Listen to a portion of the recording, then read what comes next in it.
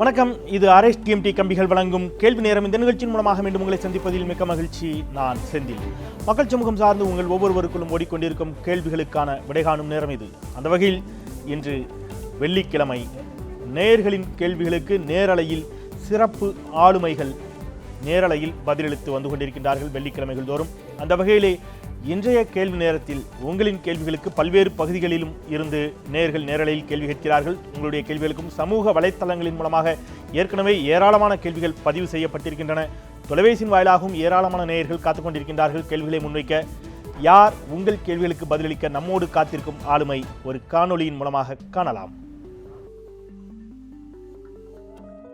எளிமையானவர், எழுச்சி தமிழர், ஒடுக்கப்பட்டவர்களின் உரிமை குரல் என்று தொண்டர்களால் அழைக்கப்படுபவர்.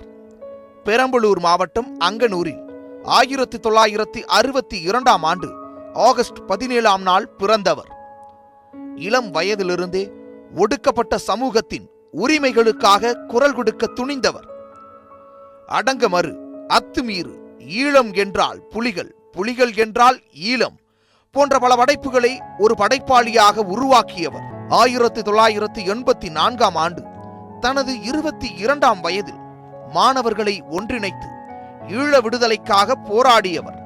1991ஆம் ஆண்டு தான் தலைவராக இருந்த இந்திய ஒடுக்கப்பட்டோர் சிறுத்தைகள் என்ற இயக்கத்தின் பெயரை விடுதலை சிறுத்தைகள் என்று மாற்றி தற்பொழுது அரசியல் கட்சியாக வழிநடத்தி வருபவர். சட்டமன்ற உறுப்பினராகவும் நாடாளுமன்ற உறுப்பினராகவும் இருந்து மக்கள் பணி ஆற்றியவர். சாதி ஒழிப்பே மக்கள் விடுதலை என்ற கொள்கையில் திடமானவரும் விடுதலை சிறுத்தைகள் கட்சியின் தலைவருமான தொல் திருமாவளவனோடுதான் இன்றைய கேள்வி நேரம்.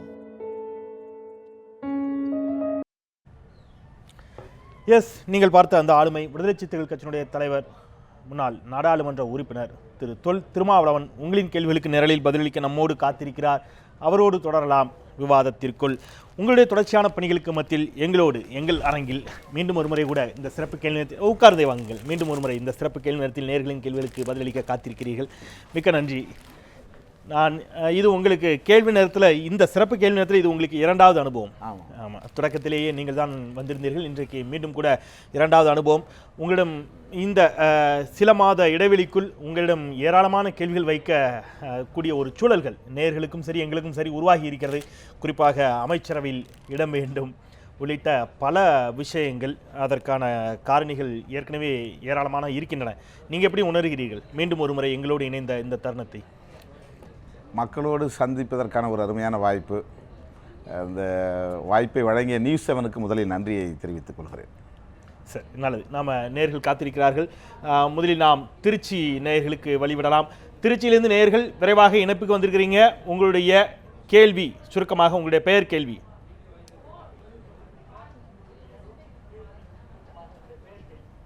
வணக்கண்ணா, நான் திருச்சியிலிருந்து காந்தி பேசுகிறேன்.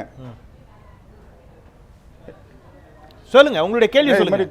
இப்போ தமிழ்நாட்டில் வந்து யார் ஆட்சி அமைக்கிறாங்களோ அவங்க கூட தான்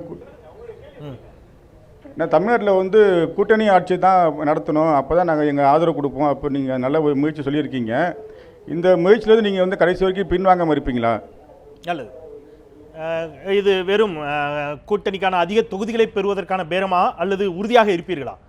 யார் அமைச்சரவையில் பங்கு தருகிறார்களோ அவர்களோடு மட்டும்தான் கூட்டணி அப்படிங்கிறதுல விடுதலை சிறுத்தைகள் உறுதியாக இருக்குமா? இல்லை, கேள்வியில் வந்து ஒரு திருத்தம் இருக்குது. அதாவது கூட்டணி ஆட்சி முறை வேண்டும் அப்படிங்கிறது தான் நம்முடைய கருத்து. அது வந்து ஒரு முன்மொழிதல் பண்ணுறோம், ஒரு ப்ரப்போசல். மந்திரி சபையில் இடம் கொடுத்தா தான் அவங்களுக்கு எங்கள் ஆதரவு அப்படின்னு நம்ம சொல்ல, ரெண்டுக்கும் வேறுபாடு இருக்குது. சரி, நடந்து கொண்டிருக்கிற ஆட்சிங்கிறது ஒரு கட்சி ஆட்சி முறை. தமிழ்நாட்டில் வந்து 1952 இன்றைக்கி 2015 வரையிலும் 2016 வரையிலும் 3 கட்சிகள் தான் தமிழ்நாட்டை ஆண்டு இருக்கின்றன. காங்கிரஸ் கட்சி, திராவிட முன்னேற்றக் கழகம், அனைத்து இந்திய அண்ணா திராவிட முன்னேற்றக் கழகம். இந்த ஒரு கட்சி ஆட்சி முறைங்கிறது தனிநபர் ஆட்சி முறைன்னே சொல்லலாம். தனிநபர் ஆட்சி முறைங்கிறது மன்னர் ஆட்சி முறை தான். நீங்கள் காங்கிரஸையும் கூட சேர்த்து தான் சொல்லிக்கிறீங்களா? ஆமாம் ஆமாம், காங்கிரஸ் உட்பட எல்லாம் சொல்கிறேன். அப்போ வந்து தமிழ்நாட்டு ஆண்டு தான் இப்போ நான் சொல்லிட்டு இருக்கிறேன். அதான் கேட்குறேன். அப்போ இருந்த காமராஜர் ஆட்சியை கூட தனிநபர் ஆட்சி என்ற அளவில் நம்ம பார்க்க முடியும்னு நினைக்கிறீங்களான்னு கேட்குறேன். அதனால தான் கேட்குறேன். காமராஜர் ஆட்சிங்கிறது ஒரு விதிவிலக்கான ஆட்சி. சரி, அதுதான் கேட்குறேன். ஆனாலும் கூட ஆனாலும் கூட இந்த ஒரு கட்சி ஆட்சி முறைங்கிறது அந்த கான்செப்ட்ல இருந்து நான் சொல்கிறேன். இப்போ தனி நபர்களை குறிக்கல நான். சரி, இப்போ இன்றைக்கி அதிமுக ஆட்சி நடக்குது அப்படின்னு சொன்னால் அதிமுகவினுடைய பொதுச் செயலாளர் என்ன முடிவெடுக்கிறாங்களோ அதுதான் வந்து ஒட்டுமொத்த கட்சியினுடைய கொள்கை நிலைப்பாடு, அதுதான் ஆட்சியின் கொள்கை நிலைப்பாடாக மாறுது. அது மன்னராட்சி முறையில் அதுதான் இருந்தது. ஒரு தனிநபர் மன்னராக இருப்பார், அவர் எடுக்கிற முடிவு தான், அவர் இறக்குற வரையிலும் அதுதான் கொள்கை, அதுதான் நிலைப்பாடுகள் இருந்துச்சு. இப்போ குடியாட்சி முறைங்கிறது பல கட்சி தேர்தல் முறை அப்படிங்கிறது தான் ஜனநாயகத்துக்கான அடிப்படை. இப்போ மன்னராட்சியை தூக்கி எறிந்து விட்டு குடியாட்சி முறை வந்தது என்னென்னா, மக்களுடைய விருப்பத்துக்கு ஏற்ப மக்களை எல்லாரும் இணைந்து ஒரு ஆட்சியை தேர்ந்தெடுப்பது. அப்போ மக்களுடைய உணர்வுகளுக்கு ஏற்ப ஆட்சி ஆளுவது தான் வந்து குடியாட்சி முறைன்னு சொன்னால், அதில் தனிநபர் ஆட்சி முறைங்கிறது நேர்முரணாக இருக்குது. ஜனநாயக முறையிலே கூட அது நேர்முரணாக இருக்குது.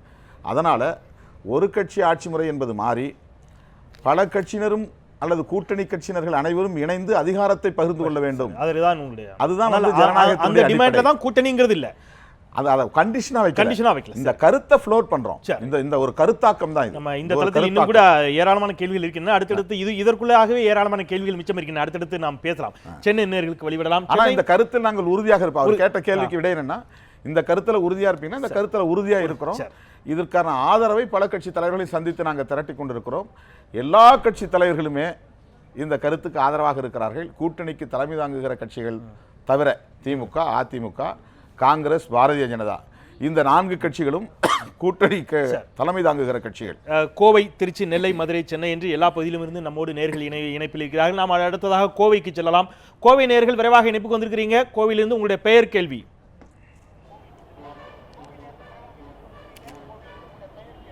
ஐயா வணக்கம். பாண்டியன், கோயம்புத்தூர். அதாவது தொடர்ச்சியாக சாதி ரீதியாக ஒடுக்கப்பட்ட தாழ்த்தப்பட்ட மக்கள் வந்து பாதிக்கப்பட்ட பொழுது அதற்கு ஒரே தீர்வு திருமாவளவன் என்று நம்பி வந்தார்கள் தாழ்த்தப்பட்ட ஒடுக்கப்பட்ட மக்கள். ஆனால் அதே சமயத்திலே இன்றைக்கு தமிழகத்தில் இருக்கக்கூடிய பல்வேறு பிரச்சனைகளுக்கு காரணம் தமிழகத்தினுடைய இறையாண்மை பாதிக்கப்பட்டிருக்கிறது என்று சொல்லி திருமாவளவன் அவர்கள் தமிழக இறையாண்மை உரிமை மாநாடு என்று சொல்லியெல்லாம் நடத்தினார்கள். அப்படி இருக்கையில் தமிழகத்தில் இறையாண்மை இல்லை என்பது ஒரு முக்கியமான விஷயம். ஆக தமிழகத்தினுடைய இறையாண்மை உரிமைக்காக போராடுவதை விட்டுவிட்டு தன்னை நம்பி வந்த மக்களை வந்து தொடர்ச்சியாக தேர்தல் அரசியலில் எடுத்து சென்று செல்வது சரியாக இருக்குமா என்பது ஒரு கேள்வி. இரண்டாவது, தமிழகத்திலே சாதியை ஒழிப்பதற்கு தேர்தலில் செல்வதுதான் வழி என்று திருமாவளவன் கருதுகிறாரா என்பதை எனக்கு தெளிவுபடுத்த வேண்டும். நான் அதான் 2 விஷயமா, தேர்தல் அரசியலில் அதிகார பகிர்வை பெற்றுக்கொள்வதன் மூலமாக சாதி ஒழிப்பு சாத்தியமா அப்படிங்கிறதா அவருடைய 2வது கேள்வியினுடைய சாராம்சமாக நான் உணர்கிறேன். 2க்குமே சரி. அதாவது அரசியலில் 2 முறை தான் இருக்குது. ஒன்று வந்து இருக்கிற எக்ஸிஸ்டிங் பொலிட்டிக்கல் சிஸ்டம், நடைமுறையில் இருக்கக்கூடிய அரசியலோடு இயைந்து நம்முடைய உரிமைகளுக்காக குரல் கொடுப்பது. அப்படி இல்லைன்னா இந்த முறையவே அடியோடு புரட்டி போடக்கூடிய ஒரு ஆயுத போராட்டம், ஆயுத புரட்சியை முன்னெடுப்பது. இப்போ ஈழத்தில் வந்து ஆயுத போராட்டம் நடத்துவதற்கு உரிய ஏதுவான சூழல்கள் இருந்தன. அதற்கான ஒரு வலுவான தலைமையும் அங்கே நிறுவப்பட்டது. ஆனால் தமிழகத்தை பொறுத்தவரையில் இந்தியா என்கிற மிகப்பெரிய ஒரு பேரரசின் கட்டுப்பாட்டுக்குள் இருக்கிற ஒரு மாநிலம் இது. தமிழ்நாடு என்கிற மாநிலத்திற்குள்ளே நாம் வந்து ஒரு ஆயுத புரட்சி அல்லது ஒரு விடுதலை போராட்டம்ங்கிறத வந்து முன்னெடுக்க முடியாத ஒரு நெருக்கடி இருக்குங்கிறத நம்ம புரிந்து கொள்கிறோம். எனவே புரட்சியாளர் அம்பேத்கர் அவர்கள் அரசு வழி சோசலிசம் என்பது தான் முன்மொழிகிறார். இன்றைக்கி இருக்கக்கூடிய இந்த நடைமுறை அரசியல் மக்கள் ஜனநாயக முறைப்படி வாக்களித்து தேர்ந்தெடுக்கக்கூடிய இந்த ஆட்சி முறையில் நாமும் இணைந்து அதிகாரத்தை கைப்பற்றுவது, அதன் மூலம் நம்முடைய ஒடுக்குமுறைகளிலிருந்து மீள முடியும் அப்படிங்கிறது புரட்சியாளர் அம்பேத்கருடைய கருத்து. ஆகவே அந்த அடிப்படையில் 10 ஆண்டு காலம் தேர்தல் புறக்கணிப்பிலே தீவிரமாக இருந்த விடுதலை சிறுத்தைகள் 1990 நான் தலைமையேற்றதிலிருந்து 99 வரையில் தேர்தல் அரசியல் பக்கமே தலை வைத்து படுக்கவில்லை. ஆனால் அரசு எங்களை விடுதலை புலிகளின் ஆதரவாளர்கள் என்றும் நக்சல்வாதிகளின் அடைக்கலம் தரக்கூடிய ஒரு இயக்கம் என்றும் தீவிரவாதிகள், பயங்கரவாதிகள், வன்முறையாளர்கள் என்றெல்லாம் முத்திரை குத்தி மக்களிடமிருந்து அந்நியப்படுத்த முயற்சித்த போது, குண்டர் தடுப்பு சட்டங்களையும் தேசிய பாதுகாப்பு சட்டங்களையும் அப்பாவி இளைஞர்கள் மீது ஏவிய போது 99 நாங்கள் விடுதலை சிறுத்தைகள் விழுப்புரத்திலே கூடிய மாநில செயற்குழுவில் புரட்சியாளர் அம்பேத்கர் எந்த இடத்திலும் தேர்தலை புறக்கணிக்க வலியுறுத்தவில்லை. எனவே நாம் அந்த பாதையை தவிர்த்துவிட்டு மக்களோடு இணைந்து மக்களை அணிதிரட்டியவாறு தேர்தல் அரசியலுக்குள் இடம்பெறுவதுதான் சரியானது என்று நாங்கள் முடிவு செய்தோம். அதனால் தேர்தல் அரசியலில் ஈடுபட்டிருக்கிறோம். சாதி ஒழிப்பை ஒரு தனிப்பட்ட இயக்கம் சாதித்துவிடும் என்று ஒருபோதும் நான் நம்பவில்லை. அல்லது ஒரு தனி சமூகம் ஒழித்துவிட முடியும் என்று நான் நம்பவில்லை. அனைத்து சமூகங்களை சார்ந்த ஜனநாயக சக்திகளும் ஒன்று சேர வேண்டும். புரட்சிகர சக்திகள் அனைவரும் ஒன்று சேர வேண்டும். அதாவது விடுதலை சிறுத்தைகள் என்ற ஒரு இயக்கம் மட்டுமே போராடி சாதியை ஒழிக்க வேண்டும் என்று கருதாமல் ஒவ்வொரு அரசியல் கட்சிக்கும் அதிலே பங்கு இருக்கிறது. ஆனா அதுவும் கூட தேர்தல் கடமை அரசியலுக்கு இருக்கிறது. அப்பாற்பட்டதுதான். தேர்தல் அரசியலுக்கு உள்ளே இருந்தே இதை சாதிக்க முடியும். இல்ல, அது சரி. ஆனா அதாவது தேர்தல் தேர்தல் அரசியலால் அரசியல் சாதித்து விட முடியுமான்னு கேட்கிறேன். தேர்தல் அரசியலால் இன்னைக்கு இருக்கிற நடைமுறையில் இருக்கிற தேர்தல் அரசியலுங்கிறது மக்களை அந்நியப்படுத்துகிற ஒரு தேர்தல் முறையாக தான் இருக்குது. அதனால தான் நம்ம கூட்டணி மந்திரி சபை கூட்டணி ஆட்சி முறையே வேணும்னு சொல்கிறோம். ஏன்னா சாதாரண மக்கள், கடைசி மனிதர்கள், உழைக்கிற மக்கள் அதிகாரத்தோடு தொடர்பு இல்லாமல் அந்நியப்படுத்தப்பட்டிருக்கிறார்கள். 1999 முதலாக நான் தேர்தல் அரசியலுக்கு வந்தப்போ நான் எழுப்பிய முதல் முழக்கமே கடைசி மனிதனுக்கும் ஜனநாயகம், எளிய மக்களுக்கும் அதிகாரம். இதுதான் முழக்கமே. இன்னைக்கு நான் புதுசாக சொல்லலை கூட்டணி ஆட்சிங்கிறது.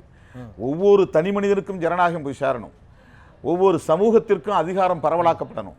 அப்படி இல்லாமல் இன்னைக்கு இருக்கிற இந்த இந்த ஆட்சி முறைங்கிறது குறிப்பிட்ட ஒரு எல்லையோட ஜனநாயகம் நின்று போது குறிப்பிட்ட சிலரோடு அதிகார பரவல் அப்படிங்கறத அதிகார பரவலாக்கம் இல்லை.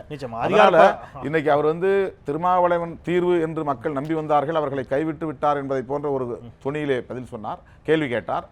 அவருடைய உணர்வை நான் மதிக்கிறேன். இன்றைக்கும் நான் என்னை நம்பிய மக்களை ஒருபோதும் நான் கைவிட்டு விடவில்லை, கைவிட மாட்டேன். ஆனால் இந்த தேர்தல் அரசியலுக்குள் நாம் போராடித்தான் ஆக வேண்டும்.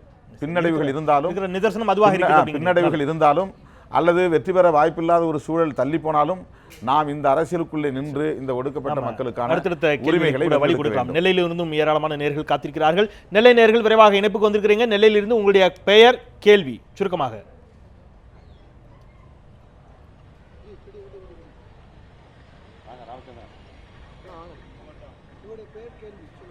என்னுடைய பேர் வேலாயுதம், பாளையங்கோட்டிலிருந்து பேசுகிறேன். ஐயா அவர்களுக்கு வணக்கம். வணக்கம். அதாவது இந்த கூட்டணி ஆட்சி மக்கள் மத்தியில் பெரிய வரவேற்பு பெற்றக்கூடிய நிலையில் இன்னைக்கு ஆண்ட கட்சி ஆண்டுகிட்டு இருக்க கட்சி, ஆண்டு முடிந்து போன கட்சிகளும் அவங்களுடைய அதிமுக திமுகனுடைய இந்த அஜெண்டாவை ஏற்றுக்கிடுவாங்களா ஐயா? அதிமுக திமுக இந்த அஜெண்டாவை ஏற்றுக்கொள்ளுமா? உங்களுடைய விருப்பம் அதுவாக இருக்கலாம். அதிமுக திமுக இந்த அஜெண்டாவை ஏற்றுக்கொள்ளுமா? திமுக அதிமுக பார்க்க வேண்டாம். ஆண்டு கொண்டிருக்கிற யாருமே அதிகாரத்தை பகிர்ந்தளிக்க முன்வர மாட்டார்கள். மன்னராட்சி காலத்திலே கூட மன்னர்கள் அதிகாரத்தை மக்களுக்கு கொடுக்கணும்னு நினைக்கல. சாதாரணமாக நம்ம குடும்பத்துக்குள்ளேயே கூட நினைச்சாக்க குடும்பத்தில் இருக்கிற மூத்த தலைவன், முதல்ல பிறந்தவன் அண்ணன், அவங்க கையில் இருக்கிற அதிகாரத்தை தம்பி கொடுக்க மாட்டான். அவுட் ஆஃப் கம்பல்ஷனில் தான், எப்பவுமே ஒரு நிர்பந்தத்தின் அடிப்படையில் தான் அதிகாரமா இருந்தாலும் ஒரு வாதத்திற்காக இந்த அதிகார பகிர்வு இப்பொழுது சமீபத்தில் நேற்று முன்தினம் நடைபெற்ற பாஜகவினுடைய செயற்குழு கூட்டத்தில் அவர்களும் தெளிவாக அறிவித்திருக்கிறார்கள். பாஜக தலைமையிலான ஒரு ஆட்சி அப்படிங்கிறதுல அவங்க தெளிவா இருக்கிறாங்க, கூட்டணியோடு தான் அப்படிங்கிறாங்க. தமிழகத்திலேயா? ஆமா, தமிழகத்தில் அவங்களும் அதை சொல்றாங்க. பாஜக ஒருவேளை கூட்டணியில் உங்களுக்கு நாங்கள் இடமளிக்கிறோம், மந்திரி சபையிலும் அதிகார பகிர்வுக்கும் நாங்கள் உடன்படுகிறோம் என்று சொன்னால் உங்களால் பாஜகவோடு இணைந்து விட முடியுமா? அதுதான், அதாவது தனிநபர் பதவிக்காக இந்த கோரிக்கை நம்ம வைக்கல. விடுதலை சிறுத்தைகளுக்கு பதவி வேண்டும், திருமாவளவனுக்கு பதவி வேண்டும், அது புரியுது. உங்களுடைய அதிகார பகிர்வில் பாஜக இடமளிக்க தயாராக இருந்தால் நீங்கள் ஏற்றுக்கொள்வீர்களா? அதுதான் நான் சொல்ல வரேன். அதாவது அவுட் ஆஃப் கம்பல்ஷன் ஒரு வார்த்தை நான் சொன்னேன். எதுவுமே ஒரு நிர்பந்தத்தின் அடிப்படையில், ஒன்று அந்த அதிகாரத்தை வைத்திருக்கிறவர்கள் பலவீனப்படுகிற போது இதற்கு ஒத்து வருவார்கள், அல்லது அவர்களோடு கூட்டணி சேருகிறவர்கள் கொடுக்கிற அழுத்தம் வலுவாக இருந்தால் அதற்கு உடன்படுவார்கள். நீங்கள் சொல்லுவதைப் போல பாரதிய ஜனதா வலுவாக, அதாவது வலிய இது அறிவிப்பு செய்தால் கூட யாரோடு கூட்டணி சேர்ந்து யாரோடு அதிகாரத்தை பகிர்ந்து கொள்வது என்பது ஒரு முக்கியமான கேள்வி. ஒரு வகுப்புவாத சக்தியாக அடையாளப்படுத்தப்பட்டிருக்கிற, முத்திரை குத்தப்பட்டிருக்கிற ஒரு கட்சி பாரதிய ஜனதா கட்சி என்பது உலகம் அறிந்த உண்மை. ஏனென்றால் அவர்களுடைய வரலாறு அதை சொல்கிறது.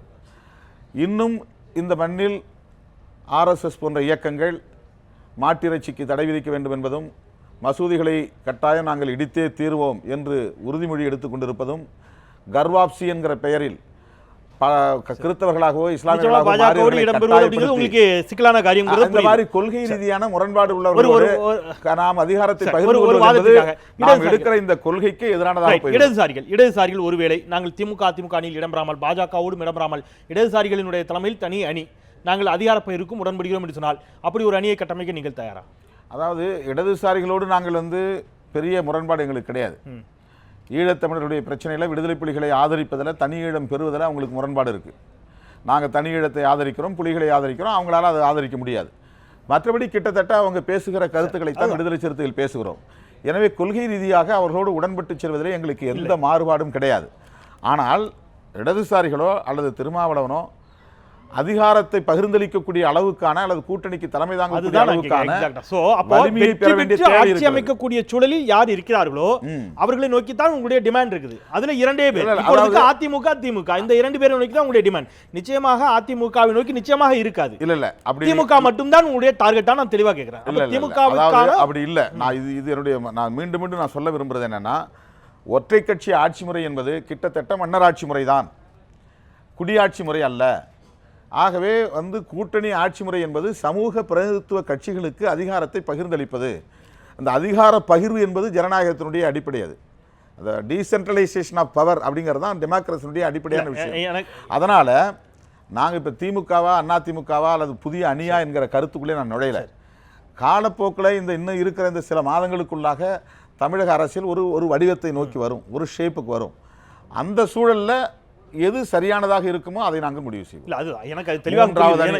இல்ல என்னுடைய கேள்வி என்பது இல்ல நாங்க திமுகவை டார்கெட் பண்ணல. இல்ல எனக்கு அது புரியுது. என்னுடைய கேள்வி என்பது ஏன் நான் கேக்குறேன்னா, அதிகாரத்தை பகிர்ந்தளிக்கக்கூடிய இடத்தில் இடதுசாரிகள் இல்லைன்னு நீங்க தெளிவா சொல்றீங்க. அது நிதர்சனமான உண்மை. இடதுசாரிகளுக்குமே தெரியும். பாஜகவோடு நீங்கள் நிச்சயமாக கூட்டணி சேர போவதில்லை என்பது எல்லோருக்கும் தெரியும். அதிமுகவோடும் நிச்சயமாக நீங்கள் கூட்டு வைப்பது என்பது இன்றைய தேதியில் இயலாத காரியம்.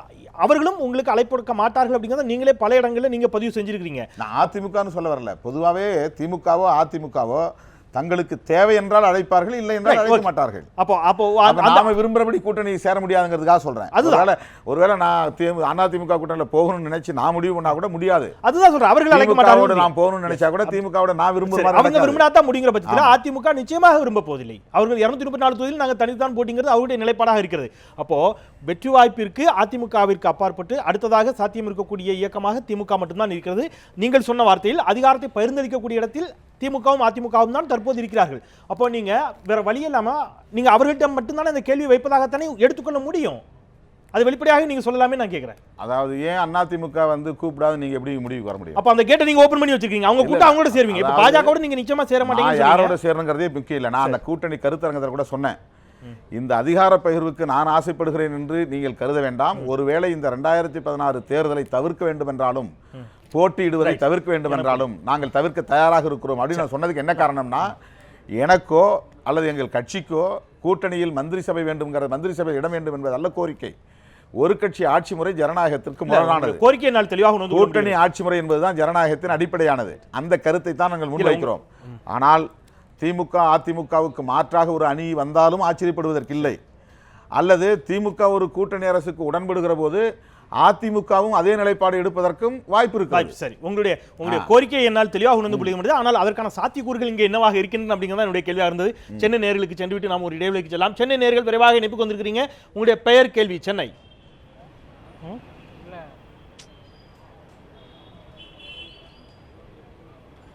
அண்ணா வணக்கம், நான் குளத்தில் வந்து பேசுகிறோம்ண்ணே. இப்போ ஒடுக்கப்பட்ட மக்களுக்காக நீங்கள் உங்களுக்குன்னு ஒரு கட்சி, உங்களுக்குன்னு ஒரு கொடி, உங்களுக்குன்னு ஒரு கொள்கைகள் எடுத்திருக்கீங்க. ஆனால் நீங்கள் மறுபடியும் ஒரு கூட்டணி கட்சியோடய போய் சேர்ந்துக்கிட்டு உங்களுக்கான பலன், அதாவது உங்கள் மக்களுக்கான பலனை நீங்கள் அனுபவிக்கிறீங்க. அப்படிங்கிறப்ப அந்த கூட்டணி கட்சியாலே உங்களுக்கு பலன் கிடைக்குதுன்னா பின்ன எதுக்கு நீங்கள் தனியாக ஒரு கட்சி வச்சு நடத்துறீங்க? கூட்டணி கட்சிகளால் உங்களுக்கு பலன் கிடைக்கிறது அப்படின்னு சொன்னா நீங்க எதுக்கு ஒரு தனி கட்சி நடத்தணும் அப்படிங்கிறது அவருடைய கேள்வியா இருக்குது.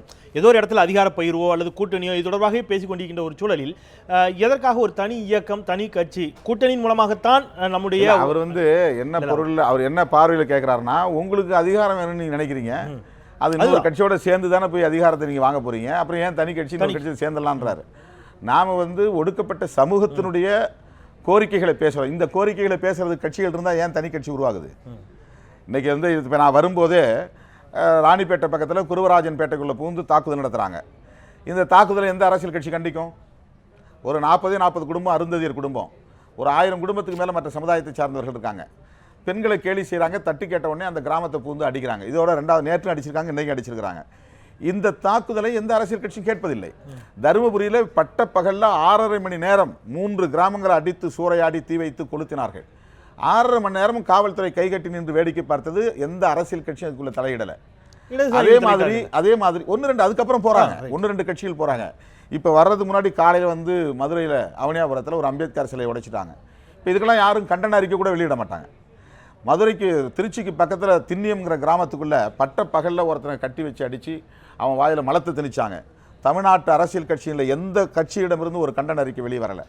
அதனால யாரும் தொடாத ஏரியா. நம்ம ஒடுக்கப்பட்ட சமூகத்துக்கு இழைக்கப்படுகிற வன்கொடுமைகளை கண்டிப்பதற்கென்று, அதை எதிர்த்து போராடுவதற்கென்று ஒரு அமைப்பு தேவைப்படுகிறது, ஒரு கட்சி தேவைப்படுகிறது. ஆனால் பல நேரங்களில் இது போன்ற அடக்குமுறை ஒடுக்கப்பட்ட மக்களுக்காக மட்டுமே இந்த இயக்கத்தை நாம் வைத்திருக்கவில்லை, ஒட்டுமொத்த தமிழர்களுக்காக இந்த இயக்கம் போராடி கொண்டு. காவல்துறை அடக்குமுறைகளை நீங்கள் குறிப்பிட்ட பொழுது, காவல்துறையினுடைய அடக்குமுறைகள் என்று சொன்னால் நீங்கள் ஆட்சியாளர்களை தான் நேரடியாக குற்றம் சாட்ட முடியும்.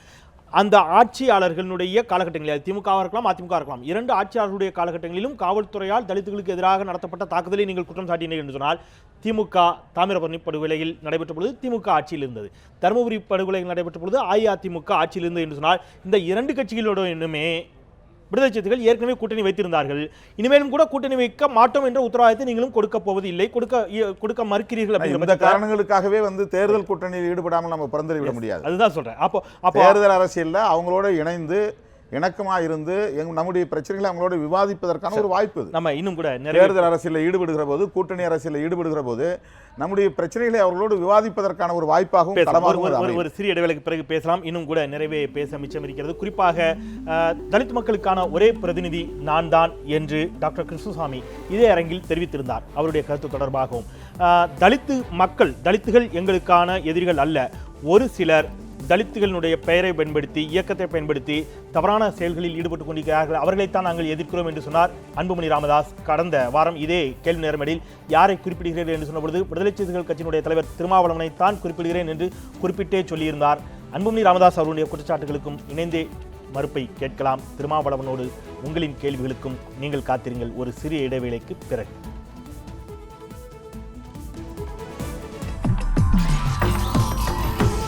நியூஸ் 7 தமிழ், பொறுப்பும் பொது நலமும்.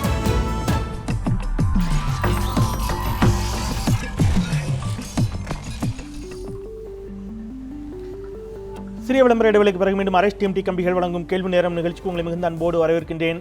விடுதலை சிறுத்தைகள் கட்சியினுடைய தலைவர் திரு திருமாவளவன் உங்களின் கேள்விகளுக்கு நேரலில் பதிலளித்துக் கொண்டிருக்கின்றார். மதுரையில் இருந்து நேயர்கள் எந்த நேரமாக இணைப்பில் காத்திருக்கிறார்கள். மதுரை நேயர்களுக்கு வழி கொடுக்கலாம். வணக்கம் மதுரை, உங்களுடைய பெயர், கேள்வி சுருக்கமாக.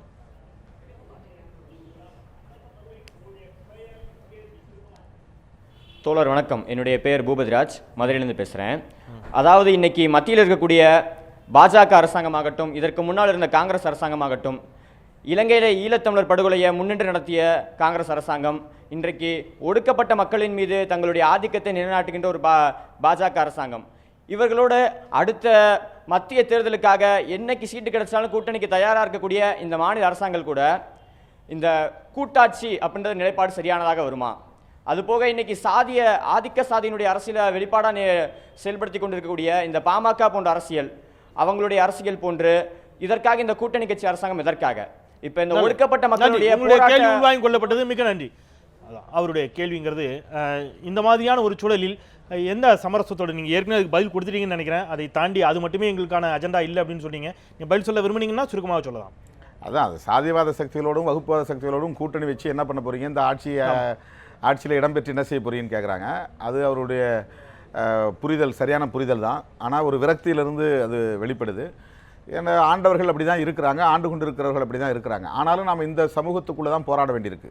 சாதிவாத சக்திகளையும் மதவாத சக்திகளையும் எதிர்கொண்டு போராடித்தான் நம்முடைய உரிமைகளை வென்றெடுக்க வேண்டும். அதை தம்பி புரிந்து கொள்ள வேண்டும். கோவை, வணக்கம் கோவை, இணைப்புக்கு வந்திருக்கிறீங்க. உங்களுடைய பெயர், கேள்வி விரைவாக சுருக்கமாக. வணக்கம் சிவபாலன். வணக்கம், என் பேர் சிவபாலன், கோயம்புத்தூர். பார்த்தீங்கன்னா பெரியார் அம்பேத்கர் வாசக ஓட்டத்துக்கு பெரிய லெவலில் போராட்டம் தடை நீக்கி இப்போ நல்ல விஷயம்தான். ஆனால் சில இந்து அமைப்புகள் பார்த்தீங்கன்னா பெரியார் பெயரை வைக்கக்கூடாது, அம்பேத்கர் பெயர் தான் வைக்கணும். இதை பற்றி திருமாவோட கருத்து என்னன்னு?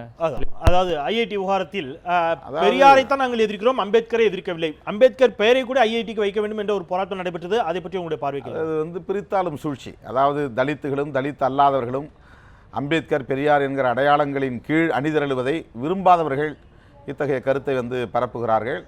அது எந்த காலத்திலும் நிகழாது. அம்பேத்கர் பெரியார் என்பது ஒரு நாணயத்தின் இரு பக்கங்களைப் போல. அந்த இரண்டு அடையாளங்கள் தான் இந்தியா முழுவதும் கோடிக்கணக்கான மக்களை, ஒடுக்கப்பட்டவர்களை, பிற்படுத்தப்பட்டவர்களை எழுச்சி பெற செய்தது, தலைநிமிர வைத்தது. ஆகவே எந்த சதியும் எந்த சூழ்ச்சியும் அம்பேத்கர் அவர்களையும் பெரியார் அவர்களையும் ஒருபோதும் பிரிக்க முடியாது. குறிப்பிட்டு இதே அரங்கில் பேசுகின்ற பொழுது இந்து மக்கள் கட்சியைச் சேர்ந்த சகோதரர் ராம ரவிக்குமார் போன்றவர்கள் சில கருத்துக்களை முன்வைத்திருந்தார்கள். அவர்கள் சொல்லக்கூடிய வாதம் என்பது, அர்ஜுன் சம்பத் போன்றவர்களோ தொடர்ந்து வைக்கக்கூடிய வாதம் என்பது, அம்பேத்கர் எங்களுடைய தலைவர், அவர் எங்களோடு முரண்படுகிறார், இந்து சமயத்தை விமர்சிக்கிறார், அது வேறு. ஆனால் பெரியார் தலித்துகளினுடைய விரோதி, தலித்துகளுடைய விரோதியாக இருப்பவரை நாங்கள் எப்படி ஆதரிக்க முடியும் என்ற வாதத்தை கூட வைக்கிறார்கள். நீங்கள் தலித் சமூகத்திற்கான விடுதலைக்காக போராடுகிறீர்கள் அப்படிங்கிறீங்க. விடுதலை சிறுத்தைகள் இயக்கம் தலித்துகளுக்கான இயக்கம் என்ற ஒரு பார்வையோடு பார்க்கப்படக்கூடிய நிலையில் அவருடைய வாதத்தை நீங்கள் எப்படி பார்க்கிறீர்கள்? குறிப்பாக ஏன்னா அவர்கள் உங்களுடைய கட்சியைச் சேர்ந்த ரவிக்குமார், முன்னாள் சட்டப்பேரவை உறுப்பினர் ரவிக்குமார் போன்றவருடைய வாதங்களை கூட அவங்க மேற்கோள் காட்டி பேசுறாங்க. பல இடங்களில் அவர் பெரியார் விமர்சிக்கிறார். பல இடங்களில் அவர் பெரியார் விமர்சனங்கிறது ரொம்ப பாசிட்டிவ் அப்ரோச். அது எங்க வீட்டுக்குள்ள எங்க அப்பா கிட்ட எங்க அண்ணன் கிட்ட கேட்கிற மாதிரி அந்த கேள்வி. அது வந்து அவரை கொச்சைப்படுத்தணும், அவரை வந்து மக்கள்கிட்ட இருந்து அந்நியப்படுத்தணுங்கிற நோக்கத்தில் எழுப்பப்பட்ட விமர்சனங்கள் அல்ல. அது தவறாக புரிந்து கொள்ளப்பட்டது. தந்தை பெரியார் ஒடுக்கப்பட்ட மக்களின் தலைநிமிர்வுக்காக போராடிய ஒரு தலைவர். அவர் வந்து ஒரு குறிப்பிட்ட சாதிக்குன்னு கிடையாது. யாரெல்லாம் வந்து உழைக்கிற மக்களோ, யாரெல்லாம் வந்து சிறுபான்மையினரோ, யாரெல்லாம் ஒடுக்கப்பட்டவர்களோ, அவர்கள் அத்தனை பேருக்குமான ஒரு தத்துவத்தையும் ஒரு போராட்ட களத்தையும் உருவாக்கி கொடுத்தவர் தந்தை பெரியார். அவர் கடவுள் இல்லை என்று சொன்ன காரணத்தினால் அவர் மீது இப்படிப்பட்ட காழ்ப்புணர்வை அவர்கள் கக்குகிறார்களே தவிர வேறு எந்த காரணமும் இல்லை. புரட்சியாளர் அம்பேத்கர் அவர்களும் தந்தை பெரியார் அவர்களும் ஒரே கோட்பாட்டுக்காக ஒரே பாதையில் ஒரே இலக்கை நோக்கி சென்றவர்கள். அவர்களை ஒருபோதும் பிரிக்க முடியாது. ஒடுக்கப்பட்டவர்களையும் பிற்படுத்தப்பட்ட மக்களையும் பிரிக்கிற சதி வெல்லாது. நெல்லை சொல்லலாம். நெல்லை நேயர்கள் விரைவாக இணைப்புக்கு வந்திருக்கிறீங்க. உங்களுடைய பெயர், கேள்வி. நெல்லையில் இருந்து.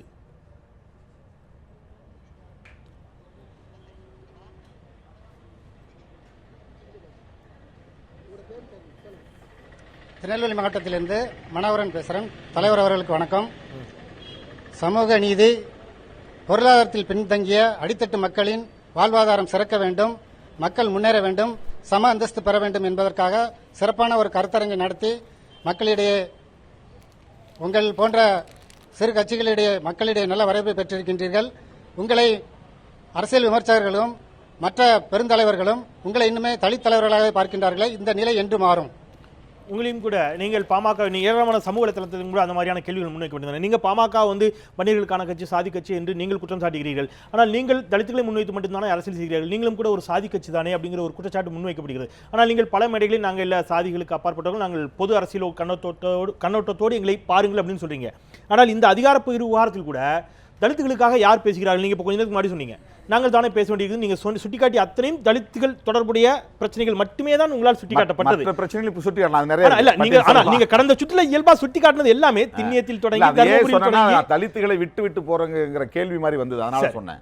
அதுதான் கேட்கிறேன். அப்போ உங்களை நம்பி வந்த தலித்துகளை நீங்கள் கைவிட்டு விட்டீர்களாங்கிற மாதிரி. அப்போ இப்போ என்னுடைய கேள்வி கூட, நீங்கள் தலித்துகளுக்கான இயக்கம், தலித்துகளுடைய உரிமைகளுக்காக அப்படின்னு ஒரு பக்கம் இப்போ நீங்க அதிகார பகிர்வை முன்வைக்கின்ற பொழுது அதுதான் முன்வைக்கிறீங்க. இல்லைன்னு சொல்றது எதுக்காகன்னு சொன்னா, எனக்கு தலித் முத்திரை வேண்டான்னு நான் வந்து அதை வந்து உதறி தள்ளுவதற்காக அல்ல. நான் எனக்கு வந்து இந்த சமூகத்தில் ஒரு முத்திரை இருக்குது, ஒவ்வொருவருக்கும் இந்த முத்திரை இருக்குது, ஒரு சமூக அடையாளம் இருக்குது. அதை நம்ம நினைச்சாலும் கழுவ முடியாது, அதை உதற நினைச்சாலும் உதற முடியாது.